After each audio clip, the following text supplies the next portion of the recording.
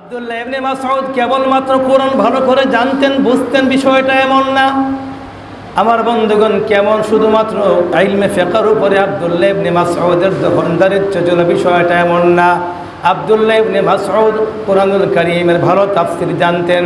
আব্দুল্লাহ ইবনে মাসউদ নবী করিম সাল্লাল্লাহু আলাইহি ওয়াসাল্লামের সঙ্গে সার্বক্ষণিক ছায়ার মতো থাকতেন। নবীকে নিজের জানের চাইতে, প্রাণের চাইতে আরও বেশি ভালোবাসতেন। ইসলামের ভালোবাসা বুকে ধারণ করতেন, লালন করতেন। দ্বিতীয় হিজরতের সময়ে আব্দুল্লাহ ইবনে মাসউদ রাদিয়াল্লাহু তাআলা আনহু মক্কা থেকে হিজরত করে হাবশায় গিয়েছিলেন। বর্তমানের নাম হলো ইথিওপিয়া। ওই হাবশা কিংবা আবিসিনিয়া বর্তমানের ইথিওপিয়ায় দ্বিতীয়বার যখন মুসলমানরা ইসলাম রক্ষার জন্যে, দিন রক্ষার জন্য, ঈমানকে হেফাজতের জন্য যখন গিয়েছিলেন, আব্দুল্লাহ ইবনে মাসউদ রাদিয়াল্লাহু তাআলা আনহু তিনিও তার ঈমানকে হেফাজত করার জন্যে, ইসলামকে টিকিয়ে রাখার জন্যে মক্কা থেকে তিনি হিজরত করে হাবশায় গিয়েছিলেন।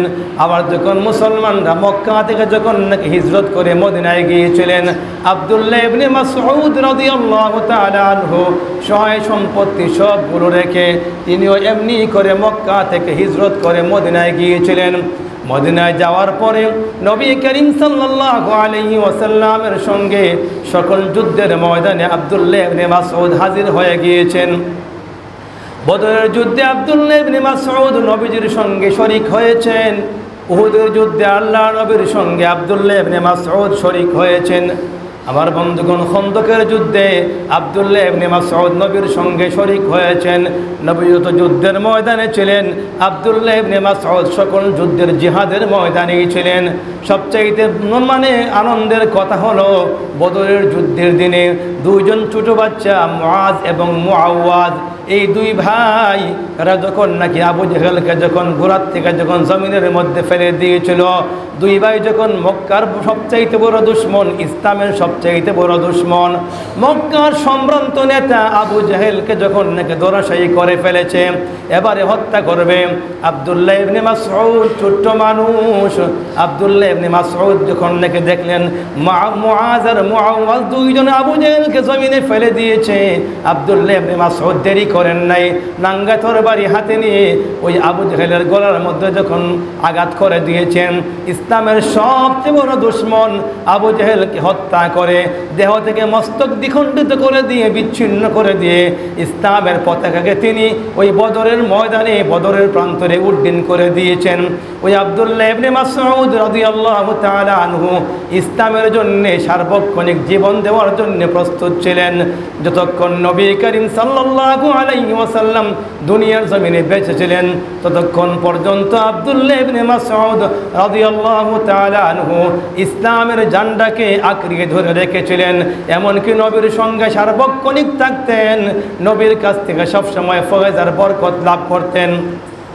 এজন্য আব্দুল্লাহ ইবনে মাসউদ গর্ব করে বলতেন, আমি আল্লাহর নবীর কাছ থেকে ৭০টি সূরা কোরআনুল কারীমের সূরা মুখস্থ করেছি, যেই মর্যাদা সরাসরি আল্লাহ নবীর কাছ থেকে আর কেউ গ্রহণ করতে পারে নাই, লাভ করতে পারে নাই। ওই আব্দুল্লাহ ইবনে মাসউদ ইসলামের প্রথম যুগের মুসলমান ছিলেন, প্রথম যুগে ইসলাম ধর্ম গ্রহণ করেছিলেন। নবী ইসলামের জন্য যত কষ্ট স্বীকার করেছেন, আব্দুল্লাহ ইবনে মাসউদ রাদিয়াল্লাহু তাআলা আনহু ইসলামের জন্য এমনি কষ্ট স্বীকার করেছেন।